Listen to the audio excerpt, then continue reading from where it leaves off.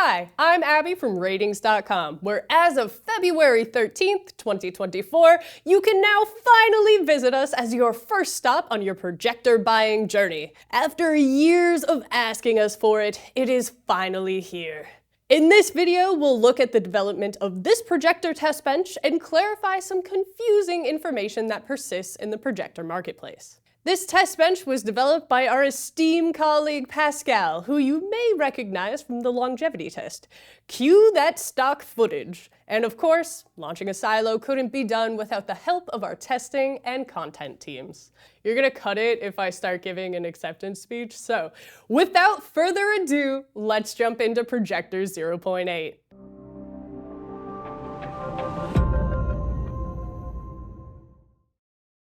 After 10 years of testing displays, we know that brightness is one of the cornerstones of the overall viewing experience, as is contrast. Both metrics help you understand the basics of the display, how bright it gets, and how dark it gets in relation to that brightness. These bases form the first projector test bench, along with build quality, color accuracy, and more spec-based information for you to easily access. You might think that's barely scratching the surface of what we could test, and you'd be right. But might I remind you that our earliest TV reviews came in under 300 words? Nowadays, they come in at around 3,400 words. The point is, you gotta start somewhere. Our brightness methodology is straightforward. We're obtaining two key measurements: the white light output, or WLO, and the color light output, or CLO. Plus two additional measurements, brightness uniformity and screen brightness.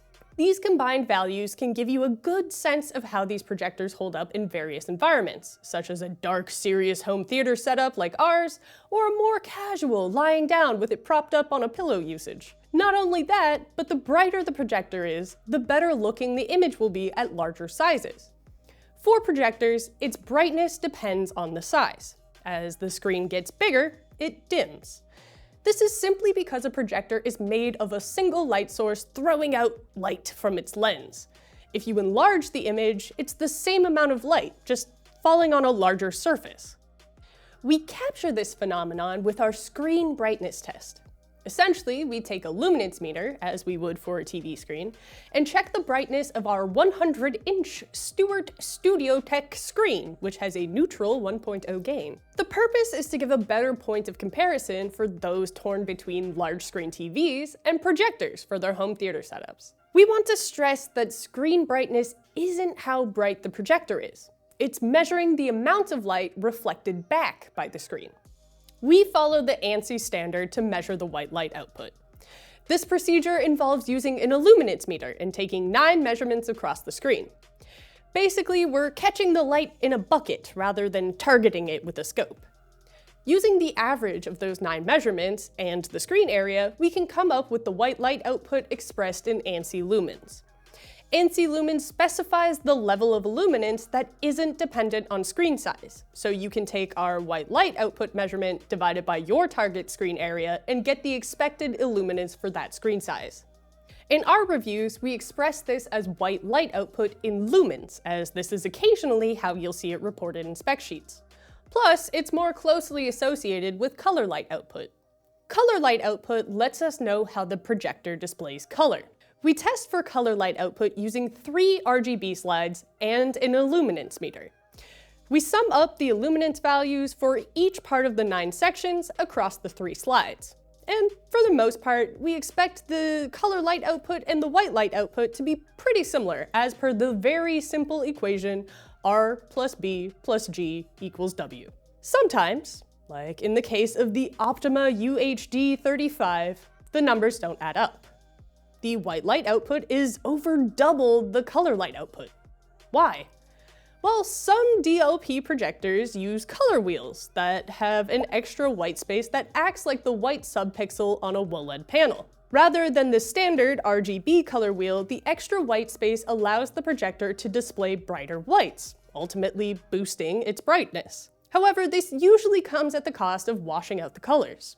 You can tell by looking at the difference in the numbers which projectors are likely DLP with this modified color wheel. Those with a smaller difference may use an RGB wheel or just be an LCD projector or a laser projector.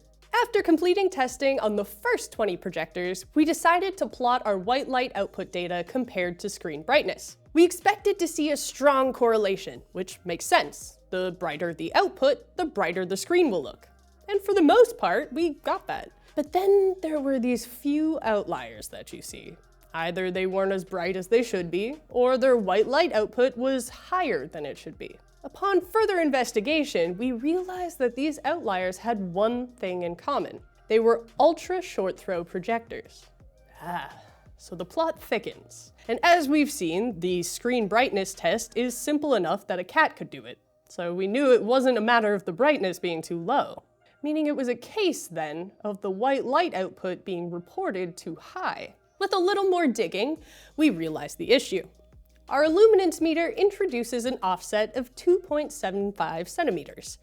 This doesn't matter for most projectors, but with ultra short throw projectors, that 2.75 centimeter offset impacts the actual area we're measuring since their throw ratios are so small.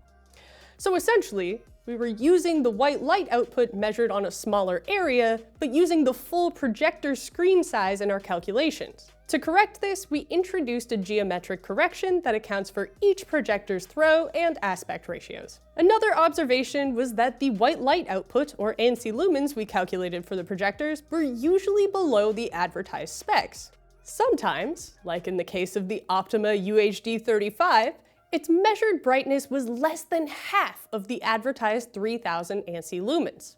Now, it isn't fully fair to say that manufacturers are misleading consumers about the brightness of their projectors.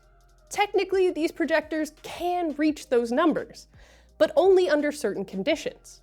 Most of these conditions aren't how a viewer would normally use their projector. One of the most common conditions is in a picture mode that completely ignores color accuracy.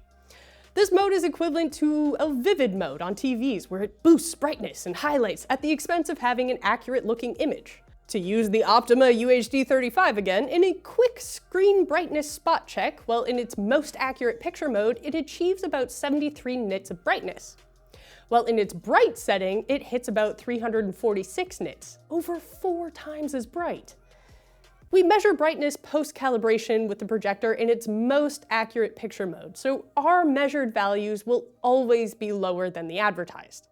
Interestingly, there's very little standardization in how these metrics are expressed in advertising, leading to marketplaces flooded with projectors capable of 15,000 lux or 9,500 LED lumens, claims that make zero sense both in and out of context.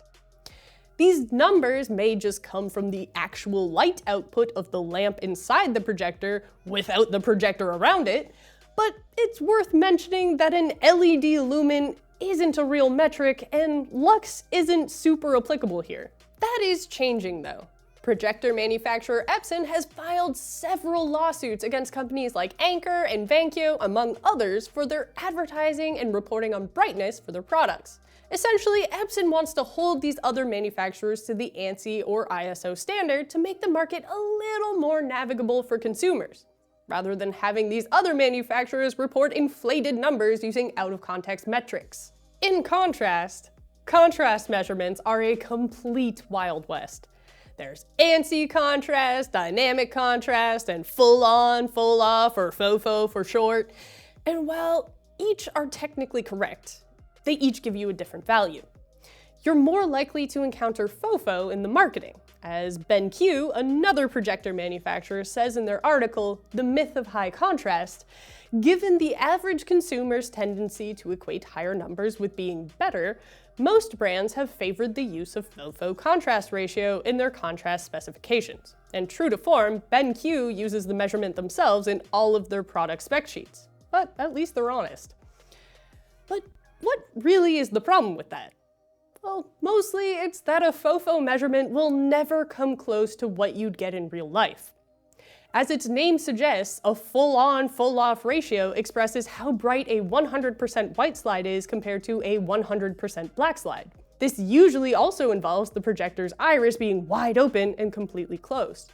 All you need to do is move something as small as a cursor on the screen and, well, those super deep blacks aren't all that deep anymore. So FOFO is kind of a no-go regarding real content. On the other hand, dynamic contrast is similar to FOFO, but it now incorporates the features and picture modes that work in the projector to dim dark scenes, like a dynamic iris or lamp setting. When activated, these features often lower the brightness of the scene overall, but with the purpose of boosting the contrast ratio. In some cases, it can even double the contrast ratio.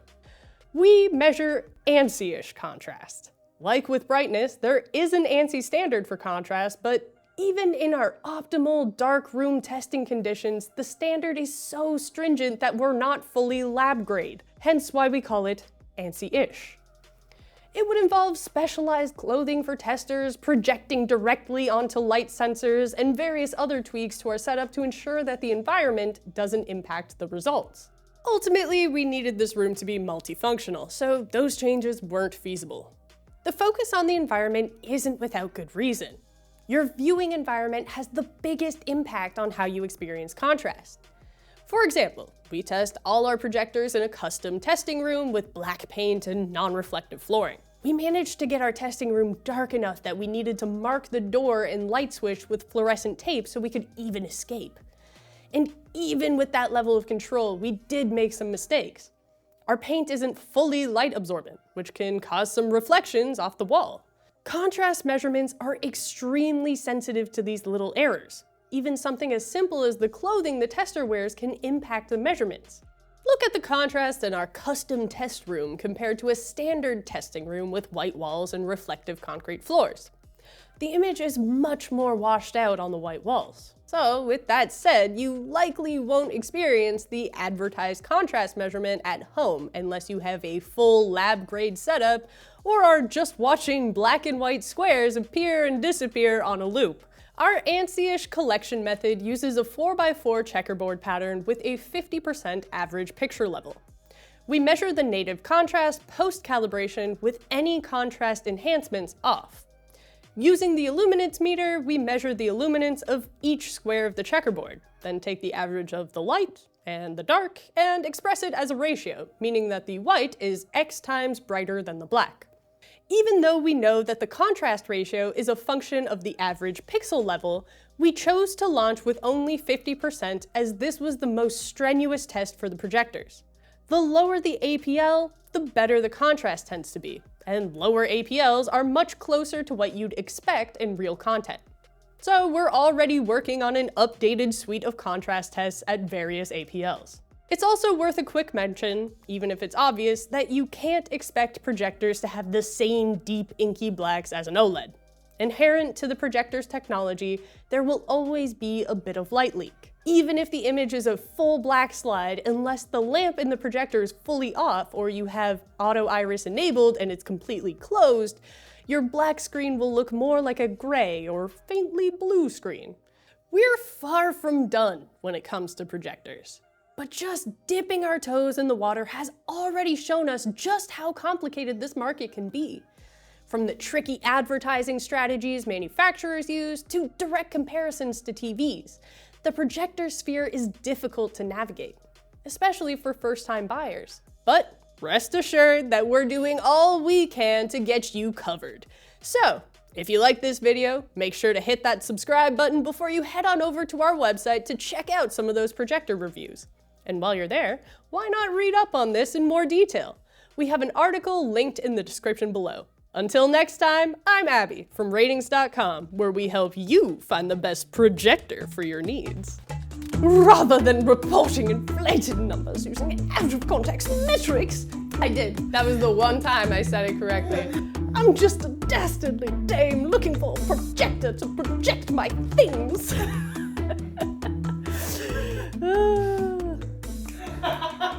Now keep that on camera.